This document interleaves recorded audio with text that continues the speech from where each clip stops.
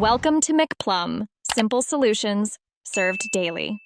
In this video, I will explain how to make healthy flan. First, gather your ingredients, focusing on smart substitutions. Next, we will walk through the simple steps to prepare your custard and caramel. Finally, I will share tips for serving and enjoying this delightful dessert.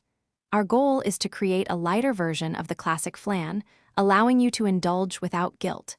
You'll discover how easy it is to transform a traditional recipe into a healthier treat for everyone. To make your flan healthier, start with smart ingredient choices.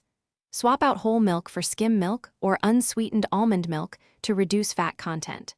For sweetness, replace half or more of the refined sugar with natural alternatives like stevia or erythritol.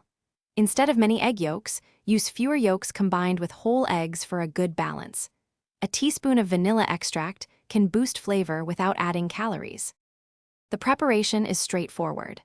Begin by creating a light caramel using just a few tablespoons of your chosen sweetener and a splash of water. Next, blend your healthier milk, eggs, and sweetener until completely smooth. Pour this custard mixture over the cooled caramel in your ramekins. Bake the flan in a water bath at 325 degrees Fahrenheit for about 45 to 60 minutes, ensuring a perfectly silky texture. Chill for at least 4 hours. Once thoroughly chilled, carefully invert your healthy flan onto a serving plate. You can garnish it with fresh berries, like raspberries or blueberries, or a light sprinkle of cinnamon for an extra touch of flavor.